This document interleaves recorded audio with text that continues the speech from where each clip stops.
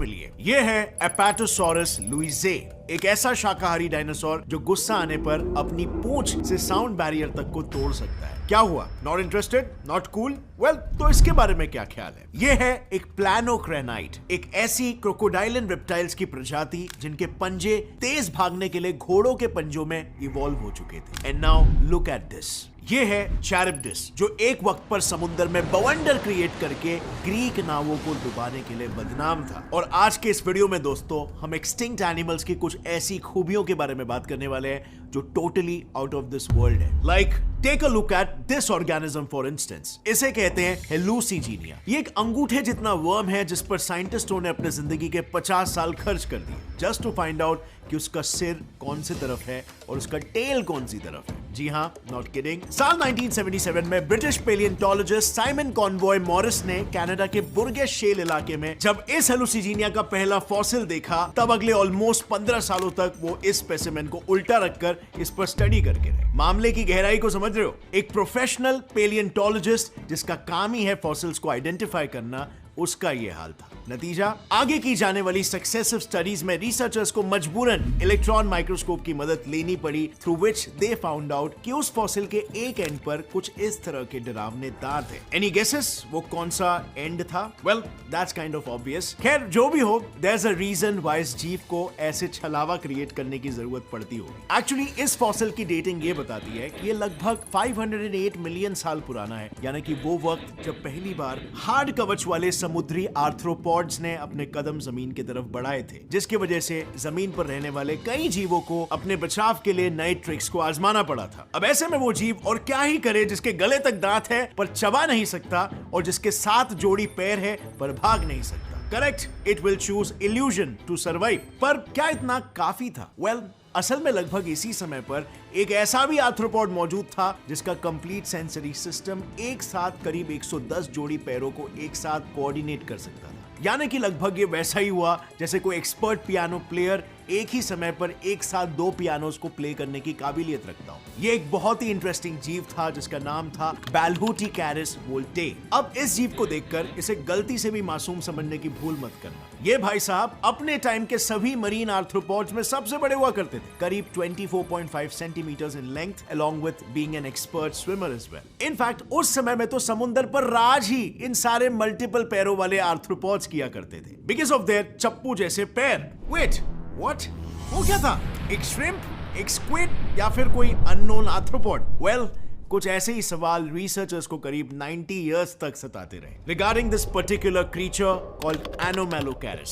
क्योंकि जब साल 1892 में ब्रिटिश पेलियोंटोलॉजिस्ट जोसेफ वाइटीव्स ने पहली बार जब एनोमेलोकैरिस का फॉसिल देखा, तब उन्हें ऐसा लगा कि ये किसी तरह का श्रिम्प है। बट फिर 1911 आते आते जब इस स्पेसिमेन के मुंह को स्टडी किया गया, तब एक और एक रिसर्चर चार्ल्स वैलकॉट ने यह कहा कि नहीं, ये तो एक जेलीफिश है नेम्ड पेटोला नाथोर्स्टी। अब लोग इस प्रोपोजिशन को मानने ही लगे थे कि भी आया साल 1978 और एक नया क्लेम आया, इस बार from the same British palaeontologist Conway Morris, जिन्होंने हेलुसिजीनिया को 15 सालों तक उल्टा करके स्टडी किया था। अकॉर्डिंग टू हिम, इस पूरे फॉसिल स्पेसिमेन को रिसर्चर्स ठीक से समझ नहीं पा रहे थे। He was like, रुको, मैं बताता हूँ कि सच्चाई क्या है। असल में इस स्पेसिमेन में एक नहीं बल्कि 2 जीवों के फॉसिल्स हैं, जो एक के ऊपर एक सुपर इम्पोज या सिंपली कहूँ तो छप चुके हैं। ये देखो, ये जो बॉडी है ना, ये एक स्पंज की बॉडी है कॉल्ड लेगेनिया कैम्ब्रिया, और उसके ऊपर ये जो सिर है, ये एक जेलीफिश पेटोया नाथोर्स्टी का है। बट फिर इनके बाद हैरी विटिंगटन और उनके को स्टूडेंट डेरिक ब्रिग्स ने 1985 में इसे आइडेंटिफाई किया as an abnormal shrimp, and hence the name Anomalocaris, जो अपने इनवर्ड फेसिंग नुकीले दांत, किसी स्क्विड जैसे खतरनाक टेंटिकल्स, अपने 6 फीट लंबे शरीर और उस पर मौजूद श्रिम्प जैसे मजबूत कवच से अच्छों को जिंदा चबा सकता था। I mean literally, अकेला इकलौता आर्थ्रोपॉड जो इसे टक्कर दे सकता था, वो था एक 8 फीट बड़ा जायंट एक्वेटिक स्कॉर्पियन यूरेप्टेरिड, जिसके क्लॉज अकेले करीब 1.5 फुट लंबे हुआ करते थे। जानना चाहते हो इस जीव में कितनी शक्ति हुआ करती थी? वेल, बस इतना जान लो, आज के modern day Japanese coconut crabs महज 1.3 फीट के होने के बावजूद अपने क्लॉज में करीब 3000 न्यूटन्स की ताकत रखते हैं, यानी इतनी ताकत कि किसी सख्त नारियल को एक झटके में फोड़ सके। अब अगर इस बेसिस पर हमें काफी कंजर्वेटिव एस्टिमेशन भी लगाए, तब भी उस 8 फीट के स्कॉर्पियन में एटलीस्ट इतनी ताकत होती होगी कि वो बस एक स्नैप में आपका हाथ आपके धड़ से अलग कर दे। बट देखो, ये बात हो रही है आज से लगभग 467 से 458 मिलियन साल पहले की। उसके बाद इन सभी नामी ग्रामी एपेक्स प्रेडेटर्स के साथ क्या हुआ, ये आई थिंक हम सभी को पता है। जी हाँ, एक के बाद एक दो बड़े मैस एक्सटिंक्शंस। पहला वाला एंड ऑर्डोविशियन और दूसरा एंड डेवोनियन, जिसमें ओवरऑल क्लाइमेट चेंज और उससे घटते डिसॉल्व्ड ऑक्सीजन की वजह से समुद्र के ज्यादातर जीव मारे गए। नतीजा,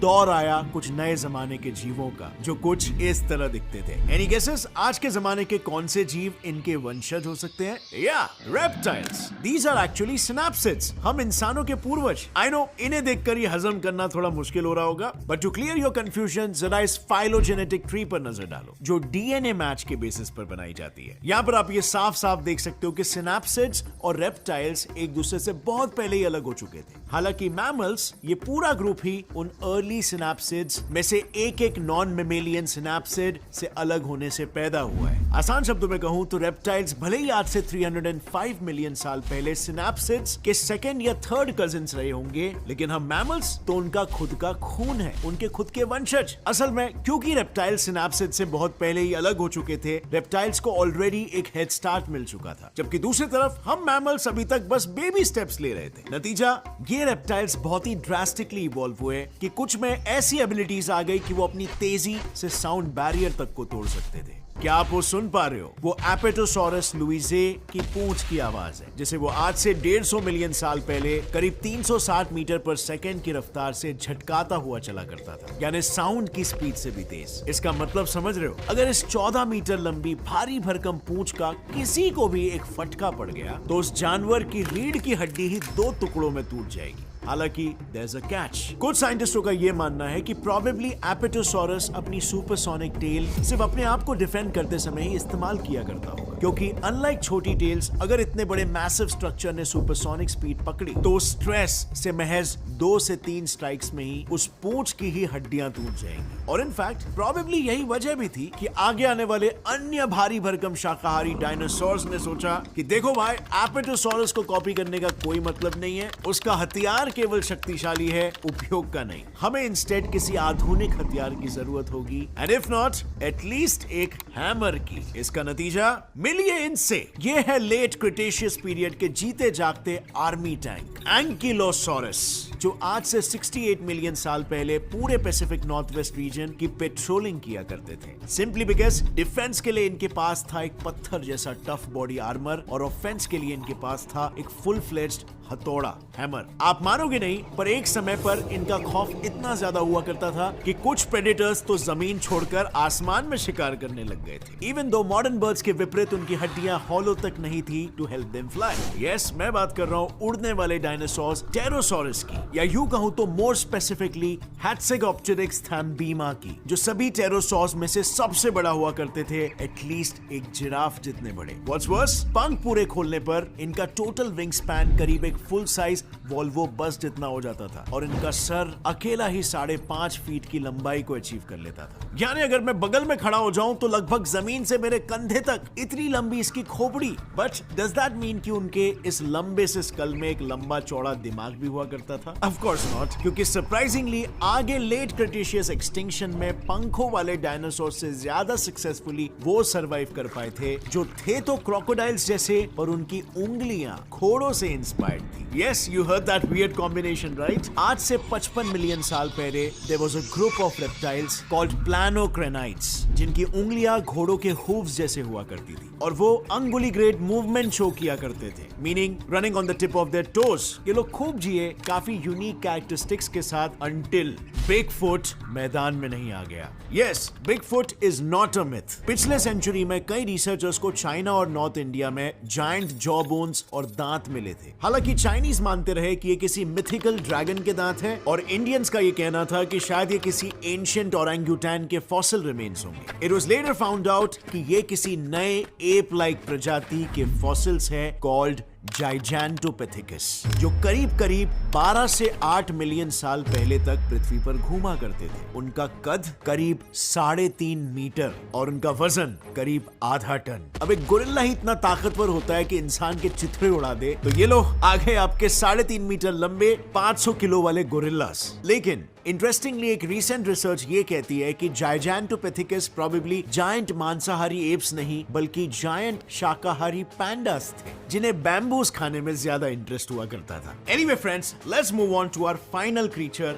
जिसका आप सभी को बेसब्री से इंतजार है। चैरिब्डिस, एक ऐसा सी मॉन्स्टर जिसने कई सालों तक ग्रीक सेलर्स की रातों की नींद उड़ा कर रख दी थी। हालांकि फिर साइंस में तरक्की के बाद पता चला कि सदर्न इटली के स्ट्रेट ऑफ मेसिना में टाइडल करंट्स एक दूसरे से टकराते ही ऐसे हैं जिसकी वजह से वहां पर नेचुरली पानी में स्ट्रॉन्ग व्हर्लपूल्स बनते हैं, enough to drown small ships. अर्थात ऐसा कोई सी मॉन्स्टर कभी था ही नहीं, ये तो बस एक एंशिएंट ग्रीक लेजेंड यानी फोकलोर थी जिसने टेम्पररी इसे रियलिटी का हिस्सा बनाया हुआ था। बट फ्रेंड्स, बाकी के जिन क्रीचर्स के बारे में हमने बात किया वो तो बस यही बताते हैं कि इस पृथ्वी में कितनी डाइवर्सिटी थी, है और आगे भी रहेगी। हमने ऐसी ऐसी खूबियों के बारे में जाना जो totally out of the world है। आपका इस पर क्या कहना है? आपके ओपिनियन में हमने जितने भी क्रीचर्स की बात की, सबसे फैसिनेटिंग क्रीचर आपको कौन सा लगा?